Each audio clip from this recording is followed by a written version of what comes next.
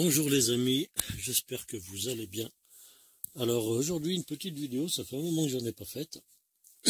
Alors, une petite vidéo pour vous faire une présentation. Alors bon, ça va être assez sommaire puisque tout a été démonté. Mais j'ai rentré 3 petites mobylettes dans l'atelier.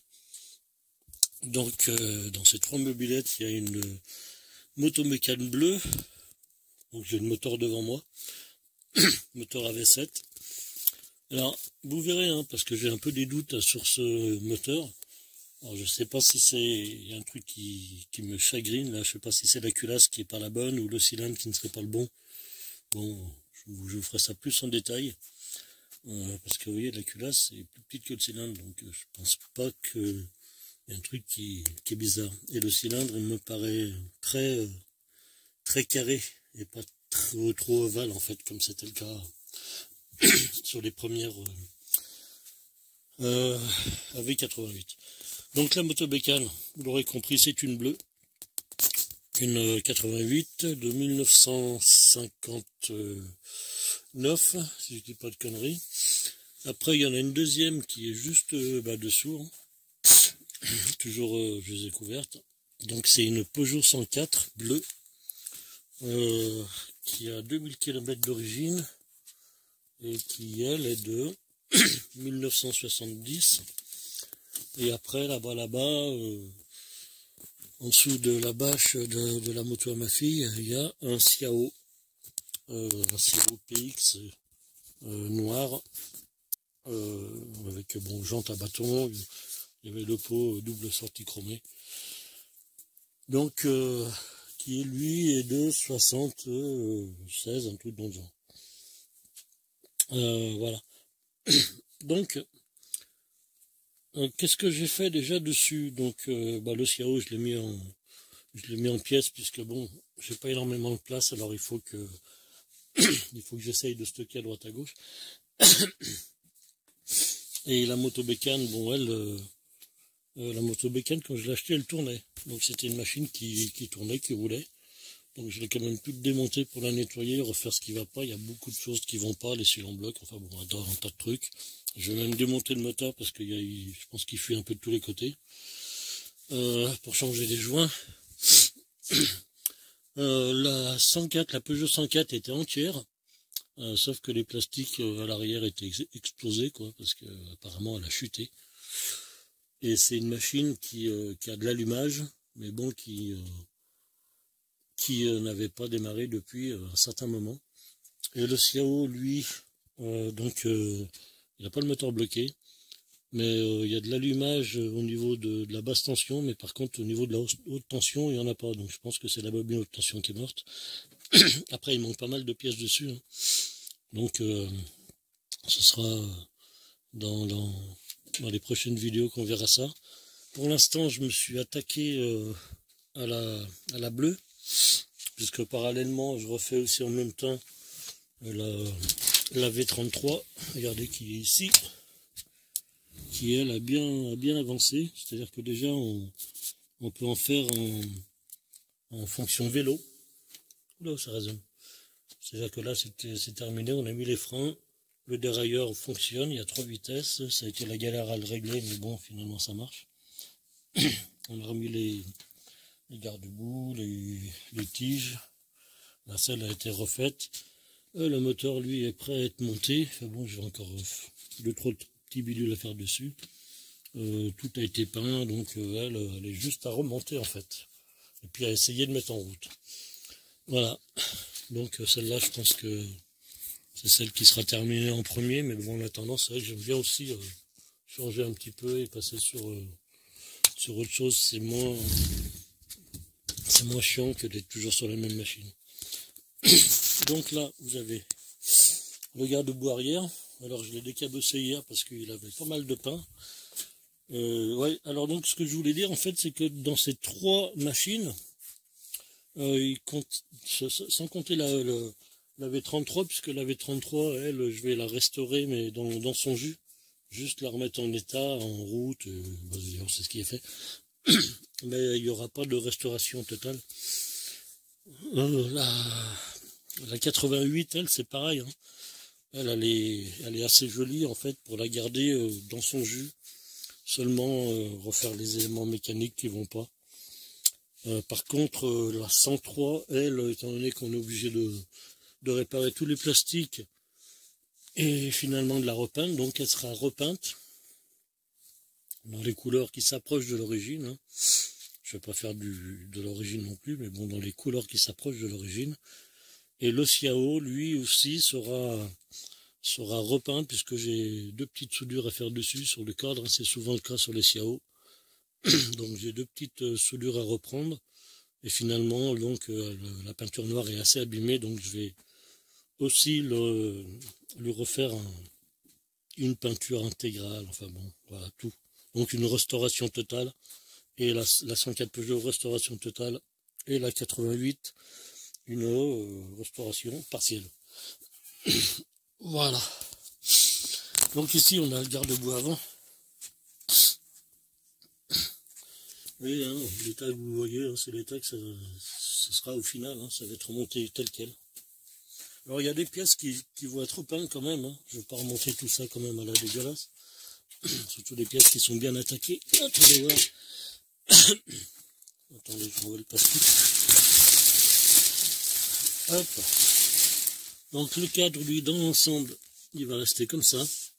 La béquille, elle est bien attaquée, donc elle va être repeinte. Le bras oscillant, lui, je sais pas, il a pas grand chose, il a cette trace là, et puis un petit peu devant là. Mais bon, dans l'ensemble, c'est pas méchant. Hein. Donc ça c'est à l'intérieur en plus, ça se voit pas là énormément. Voilà, donc je pense que je vais le laisser comme ça. Ce que je vais repeindre par contre, c'est les ferrailles de fourche, je sais pas comment on appelle ça là. Donc ça je vais le repeindre parce qu'ils sont attaqués bien des 2 côtés. Non, le ponté, non, je pense pas. Le feu aussi que je vais reprendre, parce que le feu est abîmé, rouillé, donc je vais redresser et je vais le repeindre. Qu'est-ce qui a été fait déjà? Les amortisseurs, je les ai finis. Regardez, ils sont là. Attendez, je vais mettre les lunettes parce que je vois que là. Alors les 2 amortisseurs sont finis. J'ai terminé cela hier. J'ai peint juste la partie du bas. Hein. Je pense que c'était comme ça à l'origine. Le reste, bon, je laisse comme ça. Bon, ça me plaît comme ça, donc ça va rester comme ça. Qu'est-ce que j'ai fait dans ce carton? Alors, ouais, la 88 est complète. Hein. Donc il manque rien. Donc dans ce carton, c'est toutes les pièces qui sont terminées. C'est-à-dire les capotages de réservoir chromés, que bon, j'ai essayé de ramener le chrome comme j'ai pu. Les carters, là, malgré s'ils sont un peu ressalis. Les carters de chaque côté. Pareil, j'ai essayé de les revoir un petit peu au niveau du chrome.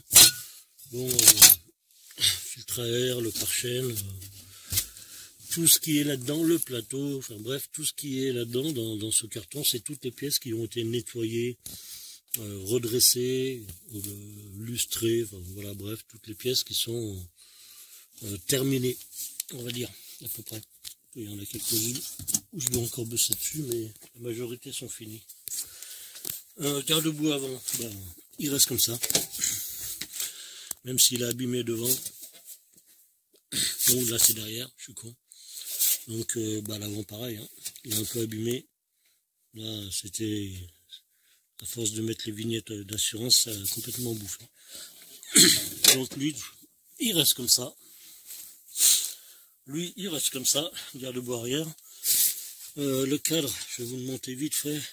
Il y a une petite trace ici. Donc il va rester comme ça. J'ai commencé à nettoyer un peu le réservoir, mais je vais continuer.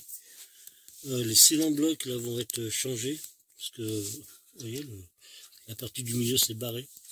Donc c'est mort. J'ai un cylindre bloc aussi de ressort de moteur à changer. Voilà, donc ça c'est pour la bleue.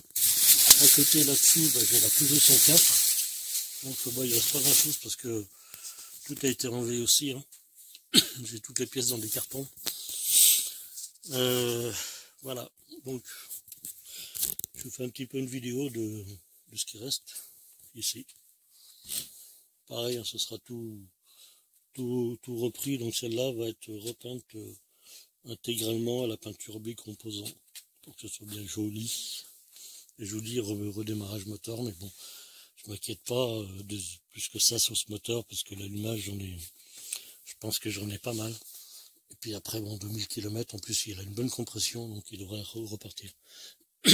Voilà. Et le SIAO, je vous le montrerai une autre fois parce qu'il est rangé là-bas dessous. En plus, je l'ai mis dans du papier bulle pour pas l'abîmer la tôle puisque je l'ai foutu sous des bâches. Bon, bref. Donc le SIAO, vous le verrez la prochaine fois. Aujourd'hui, vous avez vu la bleue, la 104. Je vous ai montré un petit peu la V33, où c'est que j'en suis. Je vous montrerai ça plus en détail. Mais aujourd'hui, qu'est-ce qu'on va faire aujourd'hui? On va démonter ce moteur AV7. Hein, puis on va essayer de comprendre pourquoi ce cylindre ne correspond pas à la culasse, ou pourquoi cette culasse ne correspond pas à ce cylindre, bref. Et ce que je vais faire en premier avant de le démonter, j'ai viré l'échappement là, avant de le démonter, je vais prendre le calage en fait, parce qu'il démarrait super bien, il tournait très bien ce moteur, qui je pense le compteur à 17 000, donc je pense pas que le moteur à 17 000, autrement le cylindre serait sûrement un vrai cylindre de 88, celui-là je vous le montrerai, vous verrez il est quand même carré, hein. Donc c'est bizarre. Bref, qu'est-ce que je veux dire? Ouais, donc là je vais relever le calage de l'avance à l'allumage pour savoir combien ils ont mis exactement dessus. Je vais essayer de repartir dessus après, hein, étant donné que je vais remonter la même chose. Et puis on se reprend petit à petit au cours du démontage du moteur. Voilà, allez, je vous dis à tout à l'heure, et puis ne quittez pas. Allez, à toutes. Bon les amis, voilà, on se retrouve. Donc j'ai démonté le moteur. Le moteur de la 88, la Motobécane bleue 88. Donc le moteur c'est un AV7. Comme vous l'aurez compris. Donc je vais vous montrer le cylindre. Je ne sais pas si vous le voyez bien. Non, je vais vous l'approcher. Alors je vais vous montrer. L'échappement, l'ambition. Regardez la forme du cylindre. Ça me paraît bizarre, moi. Je sais pas, c'est bizarre. En plus, il n'y a pas d'inscription dessus. Moi, je pense que ce cylindre, en plus, il est quasiment, il est neuf, quoi, le truc. Il n'a aucune trace. Il est nickel. Il n'y a même pas de rayure. En plus, il comprimait vraiment beaucoup. Moi, je pense que ce cylindre, c'est un kit. La culasse, elle est bien d'origine. Elle est marquée, donc c'est bien une culasse d'AV7. Par contre, je pense que le moteur, le cylindre, je sais pas, enfin bon, soit c'est un kit kit Ersal, parce que je l'ai mesuré, en fait, il est bien en 39 mm, hein, donc c'est bien un 49,9. Et vous voyez, quand on pose la culasse dessus, en fait, le cylindre dépasse de tous les côtés. Alors à l'arrière, c'est un peu flagrant, vous voyez. On voit carrément les ailettes là, qui sortent. On va poser comme ça. Et à l'avant, quand on est vraiment bien au milieu, vous voyez à l'avant, et ben attendez, je vais mettre une lumière là, parce que c'est un peu sombre là, j'ai l'impression. 2 petites secondes. Pour ça, n'hésitez pas dans les commentaires là, si vous connaissez un petit peu le truc, pour me dire ce que vous pensez de ce cylindre. Voilà, donc là on voit mieux. Ok. On va mettre un peu comme ça. Voilà. Hop. Donc on voit bien en fait que la culasse est beaucoup plus petite que que le cylindre, hein. Regardez, même ici, à ce niveau-là. Mais bon, surtout devant, quoi. Puis on n'a pas du tout la même forme, quoi. Là, on a une forme arrondie, là, on est quasiment carré. Sur les côtés, c'est pareil, on est carré. À l'arrière, bah, on a ces ailettes en plus, là. Je sais pas, ça me paraît bizarre, moi, comme cylindre. Bon, quoi qu'il en soit, pour moi, ce cylindre, c'est un kit. Alors bon, je peux pas vous lire la marque, hein. Je vais vous dire ce qui est marqué dessus, s'il y en a qui connaissent. C'est marqué ici non, 7NDE. 7NDE. J'ai l'impression que ça a été frappé après, ça, mais bon, bref. 7NDE. La pub d'admission, qui, je pense qu'elle est bien en 12, hein, celle-là. Donc bon, on va le remonter, hein, puisque il est en bon état. Par contre, bon, il y a un truc, il y avait un petit... Je vais vous dire les petits problèmes qu'il y avait sur ce moteur, parce qu'il y en a plein, hein. Il n'est pas neuf, hein, au contraire, il est loin d'être neuf. Je pense qu'ils ont changé ça, parce que le cylindre d'origine, il devait être rincé, puisque je vous rappelle que sur le compteur de la mobilette, c'est marqué 17 000.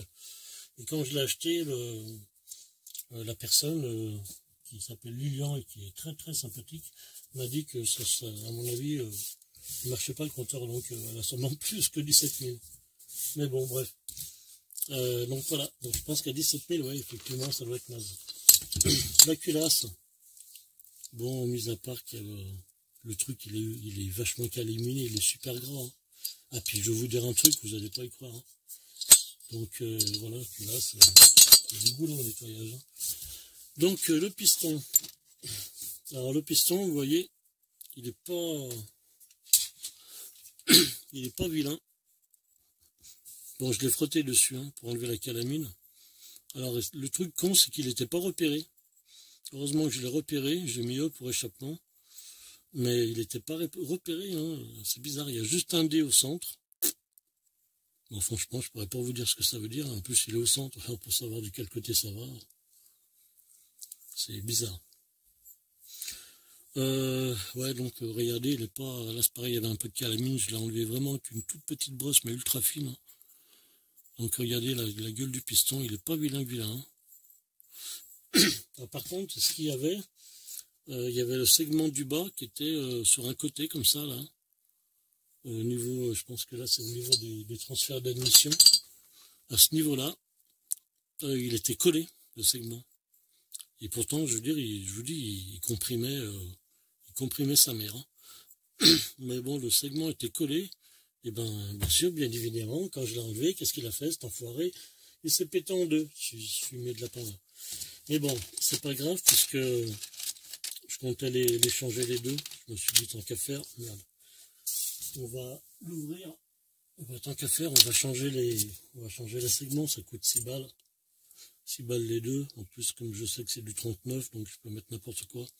Parce que là, vous voyez, ça c'est le segment qu'il y avait en haut, et je peux vous dire qu'à l'intérieur, il est calaminé comme c'est pas possible, quoi. Donc, et pourtant, je peux vous dire que le moteur est pas vieux, mais à mon avis, soit il a roulé vachement gras, je sais pas, bizarre. Donc, les segments, ça dégage. Alors, il n'y a pas que les segments qui dégagent, hein. Il y a l'axe de piston, la cage aiguille, ça, je vais tout changer. Je vais garder que le piston, et puis je vais le rééquiper. Les clips aussi, je vais les changer. Qu'est-ce que j'ai là-dedans? Donc après, qu'est-ce que j'ai vu qui va pas? Parce qu'il y en a des choses qui vont pas. On va commencer par l'allumage. Alors, je vous dis, hein, ça fonctionnait, hein, cette mobilette. Quand je l'ai acheté, elle tournait, hein, il m'a fait démarrer, donc on va pas dire qu'elle tournait pas, elle tournait bien, elle démarrait super bien et elle tournait bien. Mais regardez le fil, il a été scotché ici, une première fois, scotché là, scotché ici, et là la cosse un peu à la pas cher cousin, pour reprendre ce que dit Arnaud. Non mais là c'est dur, quoi, c'est de la merde. Et le fil, là, faut tout changer, là. Donc ça c'est le fil qui sort de la... il est où, va où ce fumier de lapin? C'est le fil qui sort du d'érupteur, apparemment, il me semble. Donc bien évidemment, je vais le changer. On va mettre, ouais, je pense que c'est ça, ouais, c'est ce qui va au rupteur, c'est celui-là. Donc le fil, je vais le changer, je vais mettre un fil tout neuf. Hein. Je vais mesurer juste la section pour être bien dedans. Donc voilà, ça qui va pas. Le joint là du petit carter d'allumage, ben, il était mort. Hein. Alors pareil, le joint a changé. Bon, de toute façon, tous les joints, bon, je vais les changer. Alors le gros dos, ce que j'ai des noms, le gros dossier, c'est cet embrayage à la con. Alors là, bon déjà il est rouillé, franchement c'est laid, hein, c'est moche. Cette pièce là, ça coûte 26 balles. Donc bien évidemment, ce ne sera pas la pièce d'origine. Je ne sais pas si on verra la différence. Mais bon, je vais la changer parce que les garnitures là sont à la fin, quoi. Normalement, vous voyez, la garniture, il y a 2 fois plus d'épaisseur de garniture. Hein. Là, on a 2 mm. Hein. 2 mm et quelques. Hein. C'est tout ce qu'on a. Normalement, on a le double. Donc ça, poubelle. L'embrayage, ça. Les mâchoires, là, regardez ça. Je ne sais pas si vous voyez bien, il n'y a plus rien en garniture, quoi. Il n'y a plus que dalle. Ça, c'est dommage de démonter le moteur, l'ouvrir, de tout faire, tatati tatata, et de remonter un embrayage où les mâchoires, elles sont parties en vacances, quoi. Regardez, je ne sais pas si vous voyez les garnitures, elles sont parties, quoi. Il n'y en a plus. Enfin, il reste 1 mm, quoi. Mais bon, à mon avis, ça marche pas, ça. Donc, ça, c'est pareil, ça va dégager. Dans les mâchoires, ça coûte 15 balles, les deux. Sur, je sais pas quel site, bref, VSX, je crois. Le seul truc qui me fait chier, c'est que là, elles sont riftées, et soit il faut les re-rifter, soit il faut se démerder à mettre des vis à la place de ces trucs à la con, là, parce que là, il y a les rivets, donc si vous voulez enlever la flasque, ben, vous êtes obligé de virer ça, ou alors à moins que ça se démonte par derrière. Je ne vais pas démonter encore, mais bon, peut-être. Comme là il y a un écrou, c'est possible qu'en démontant la flasque, on a accès à ça qui s'enlève, hein, je sais pas, jamais démonté. Qu'est-ce qu'il y a aussi là-dedans, là, dans ce variateur, il y a 3 billes, donc bien sûr je vais changer les billes. Le passage des billes, je vous dis pas comme c'est usé, ça a fait un chanfrein, mais un chanfrein de sa mère. Donc c'est bien usé, mais bon après, on change tout le bloc, là on en a encore pour 70 balles, quoi. Donc c'est pas la peine, je vais changer que les billes. Et puis le reste, bah ça restera comme ça. Voilà. Donc pochette de joint. Je vais démonter l'écarter là pour voir si on a des joints aspirés intérieurs. On est super grand, on dirait que le moteur a trempé dans l'huile, quoi. Donc après on n'a pas de jeu au niveau du vilebrequin, il n'est pas rouillé, il est nickel. Hein. Ça c'est, regardez, il est propre. Hein. Il est bien joli, hein. Ça tourne super bien. Il n'y a pas de jeu, il n'y a pas de bruit. Mais bon, je vais quand même le désassembler pour regarder si ce modèle est équipé de joints spi. S'il y en a, je vais les changer. S'il n'y en a pas, ben il n'y en a pas. Et puis je vais commander tout ça, toutes les pièces. C'est-à-dire les maslottes, je sais pas comment on appelle ça, là. Le carter, là. Je sais pas comment on appelle ce truc. Donc ça, je vais le prendre. Les maslottes, 2 segments, cage aiguille, axe, clips. Voilà. Et puis qu'est-ce que j'ai commandé encore? Ouais, je sais pas, mais bon, j'ai fait une grosse commande. Ah ouais, les cylindres blocs.